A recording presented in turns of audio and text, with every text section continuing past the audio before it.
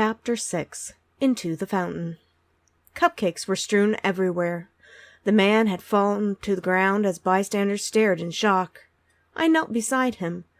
Wiping the buttercream icing away from his neck, I felt for a pulse, but the world-eating contest champion, Jason Kennedy, was dead. "Can you do CPR?" asked Mayor Whitcomb.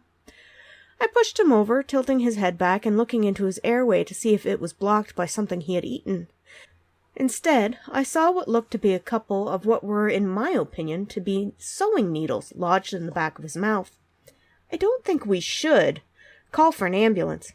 "I don't have a phone," a stunned Whitcomb told me.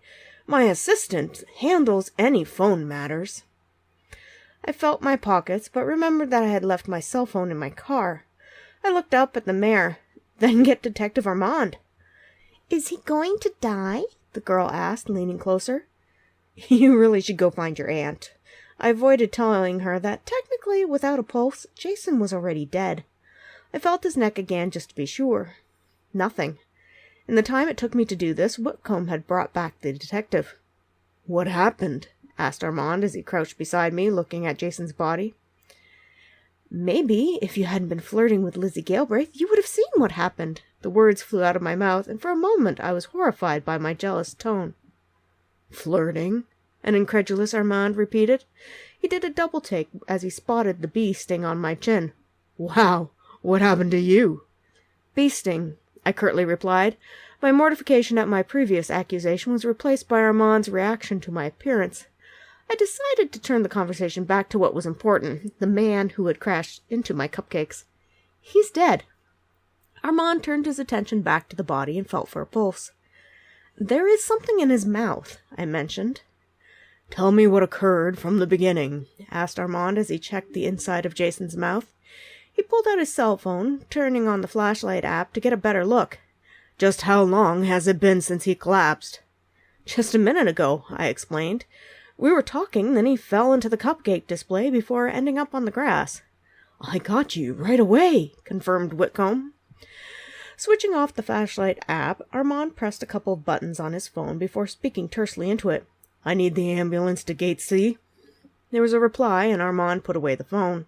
He started CPR compressions on Jason's chest. "Should we do the breathing part of the CPR?" I worriedly asked. "No," stated Armand.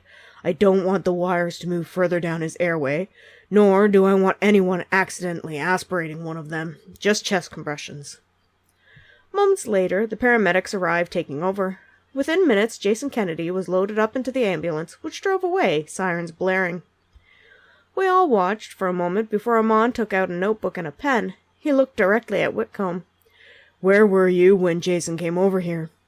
"Standing right here," replied Whitcomb. "Do you know the victim?" questioned Armand. "No," clarified Whitcomb. "He could be anyone." "Jason Kennedy," I answered. His name was Jason Kennedy, and he was one of the eating contestant entrants. Someone said he was a world champion? Armand turned his attention to me. "Did he say anything before he collapsed?" "No," I replied. "Or if he did, I didn't hear it." "He didn't gesture to anyone or do anything odd?" inquired Armand. "We didn't really see," I mentioned with an apologetic shrug. "We were looking elsewhere." "You were looking at my Aunt Lizzie," piped up the little girl. "The guy was grabbing his stomach before he fell into the cupcakes. Now there's a real mess." "What did he look like? Can you show me?" Armand looked at the girl with more interest. "He had his hands here." She pressed her tummy with both hands, making a face. It looked like he was in pain. "Mid to upper abdomen," noted Armand as he wrote something down. "What does that mean?" The little girl tilted her head to the side. "It's just where his hands were as a measurement," clarified Armand. "What is your name?" "Tabitha Galbraith." She stood a little taller as her aunt joined her. "You were talking to my Aunt Lizzie earlier." "Oh," Armand stopped writing his book. "I suppose I was." "She has a crush on you," sang Tabitha. "Tabby!" Lizzie clapped a hand over her niece's mouth. The pretty blonde blushed. "She makes things up sometimes." "I do not," an indignant Tabby said, pushing her aunt's hand away. Lizzie had an apologetic smile. "I will talk to her." It's true, insisted Tabby. Zip-Face and the mayor were looking at you and Luca. They didn't even look until the guy fell into the cupcakes. Tabby, you can't call someone Zip-Face. Lizzie trailed off as she eyed my chin. It's a bee sting, I repeated, unamused. She's smelly, too. Tabby wrinkled her nose. It does look a little. Armand studied my face. Did you get some salve or something for it? Seriously? I'm not certain what came over me. I had been sweaty, sore, frustrated by everyone having more important things to do than keep their promises, and full of bee stings. I had just had enough. I saw red. Armand took a step back as I advanced on him. I apologize. I gave him a hard push on the chest, driving him back further. I might believe that if you weren't holding your hands up in surrender with such a guilty look. Now, Ivy, Armand cleared his throat. His lips twitched as he looked at my shirt. Or should I say, Cupcake Queen? I pushed him as hard as I could. And the next thing I knew, Detective Luca Armand was flat out in the Central Park fountain. I stared at him a moment as he flailed around before I burst into tears. Ivy! Sputtered Armand. Tabby laughed hysterically. Oh, dear, muttered Tawny Tilbury. The elderly lady came out of the crowd, wrapping an arm around me. I think Ivy needs a little break. I nodded miserably. Did you bring your car, dear? Asked Tawny, her big eyes blinking at me behind her glasses. Why don't you give me a lift home? You can have a soothing cup of tea. I would rather have a shower and get my laundry done, I sobbed. Then that's what we will do, agreed Tawny, slowly leading me away. Miss Thurman, began an irate Armand who was now standing in the fountain, but he was cut off by Tawny. Not now, Luca, the elderly woman said firmly. You can apologize later. She pushed me into the fountain, he complained. You probably deserved it, sniffed Tawny. Men often do. I wish I had pushed a few men into fountains during my lifetime. I had a watery laugh, trying to imagine this sweet elderly lady who ran Tawny's tea house dunking men into fountains. Tawny patted me on the shoulder. Don't you worry, dear. After a nice hot bath, some clean clothes, and a good night's sleep, you will feel better. I hope so, I managed to say. Do you know any good remedies for bee stings? I do, nodded Tawny. Honey mixed with baking soda and a paste can reduce the swelling, pain, and any itching you might have. I should try that, I murmured, suddenly feeling exhausted as we approached my car. Do you want me to drive, dear? Wondered Tawny. It's a bit tricky, I sighed, unlocking the doors of the Beetle. It's a 3-speed semi-automatic, which means it's like a manual drive, but no clutch. How strange, remarked Tawny. Whatever will they think of next? It's vintage, I explained.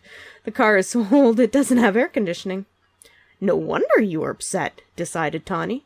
I would be too if I had to be in this heat all day. Since I already knew where Tawny lived, I didn't need to ask her for directions. I had been to her house before after finding her missing cat, Winifred. Winifred was Tawny's pride and joy, a purebred Persian who had actually helped solve a previous murder in the town of Oaks Crossing. Once at Tawny's, I hauled in my laundry. As promised, she let me use her washing machine. Then she sent me upstairs with a hot cup of chamomile tea, some biscuits with jam, and firm instructions to use her bubble bath supplies and candles however I saw fit. I don't have any clothes to wear, I groaned. I will get you a robe. Don't skimp on the Epsom salts, she advised. The first floor on the left is the guest bedroom. Once you're done, go and have a lie down. Thank you, Tawny, I gratefully said. Every woman needs a little time out from her life, replied Tawny. Now go, relax. I will put the laundry in the dryer when it's time.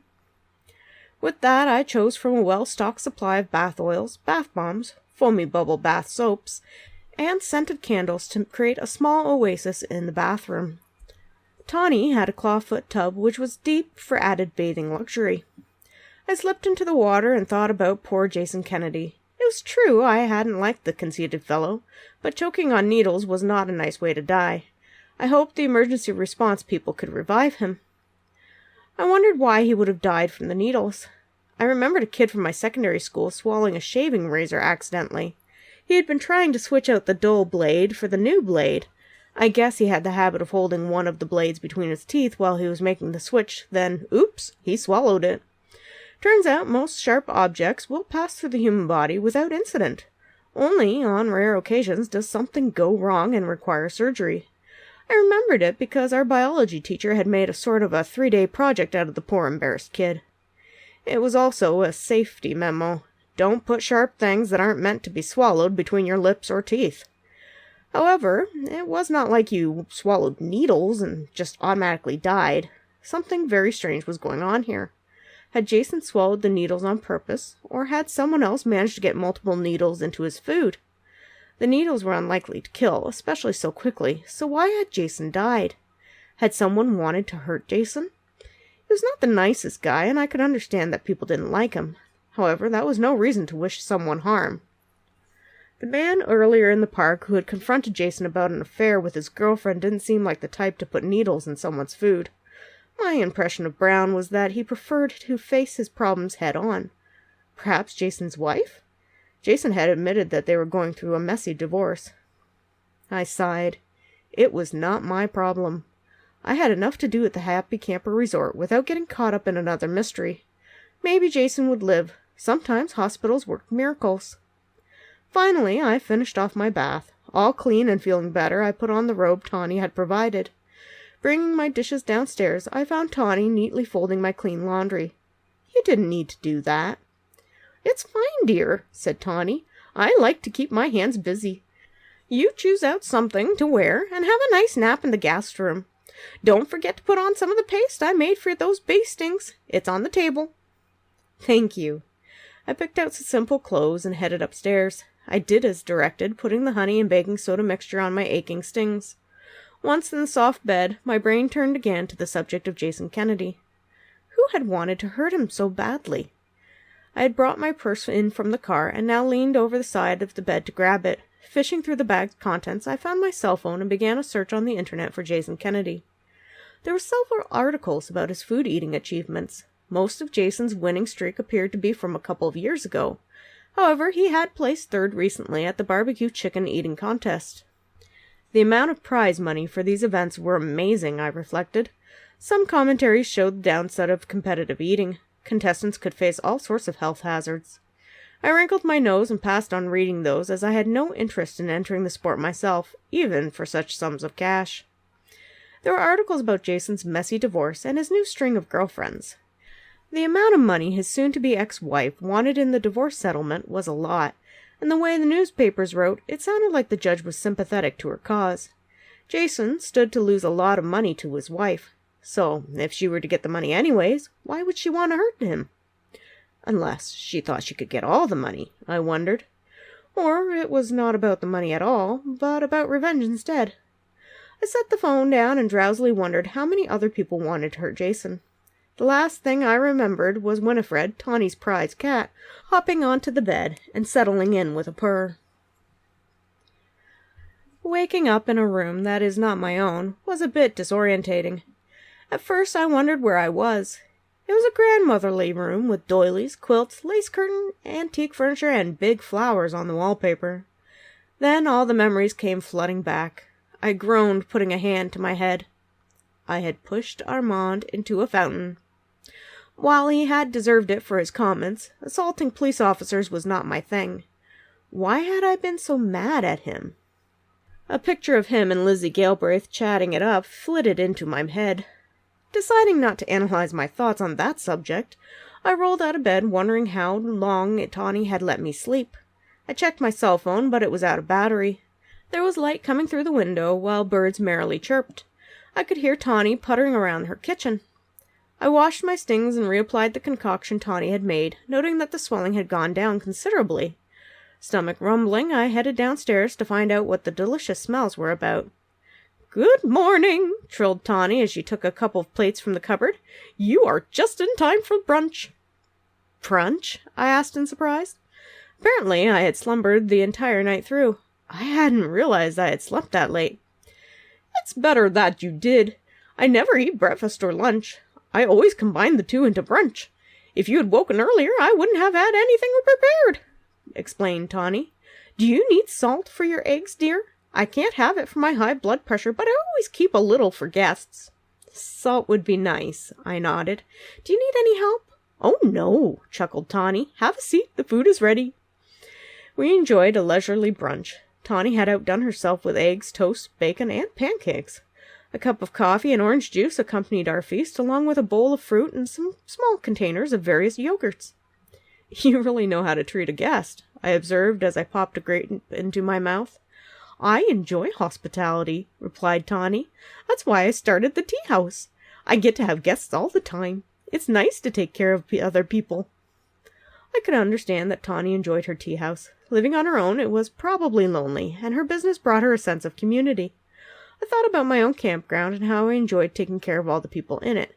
At least I did when they weren't complaining about the air conditioning, pool, or electrical. How do you deal with complaints at the tea house, Tawny? Are you having some issues at the campground? Questioned Tawny in concern. A few, I sighed.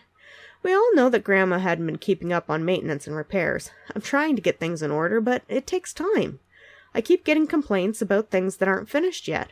I don't want to get a bunch of bad reviews, so I have been very clear that everyone gets a discounted rate. Since not all the amenities are working yet, I still get complaints. You have to understand that sometimes people don't read the fine print. Tawny patted my hand. Sometimes they don't even understand the large print. I've had people come into my tea house expecting a full meal. One guy even ordered a steak. Just because I serve light meals like sandwiches and soups doesn't mean I'm going to be selling meat and potatoes.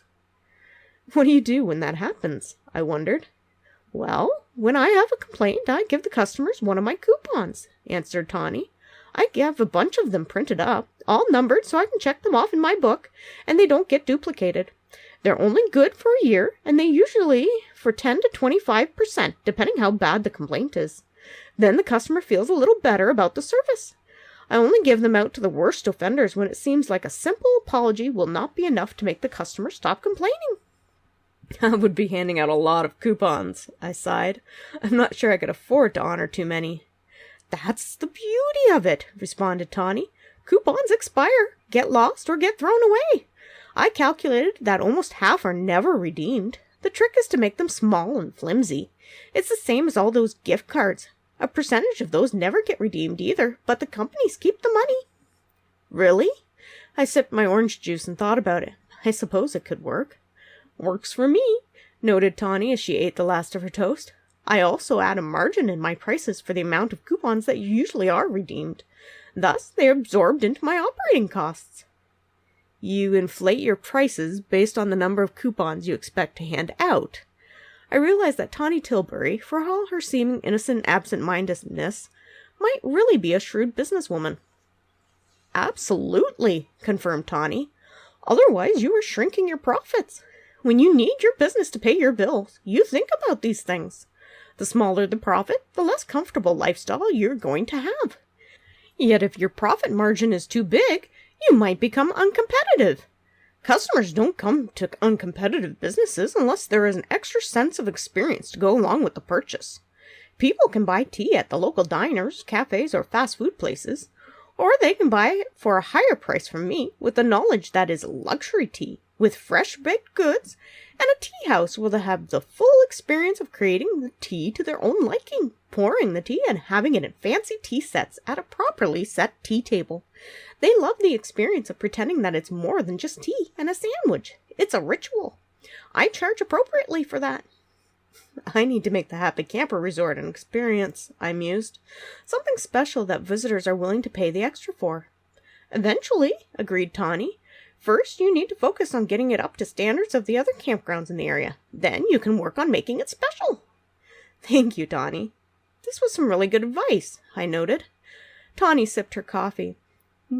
Now, shall we talk about the exciting gossip? I grimaced. Jason Kennedy? The guy who died in my cupcakes? Oh dear, replied Tawny. You haven't heard. Haven't heard what? I wondered, a little surprised by her tone of voice. Tawny shook her head and patted my hand. He's not dead,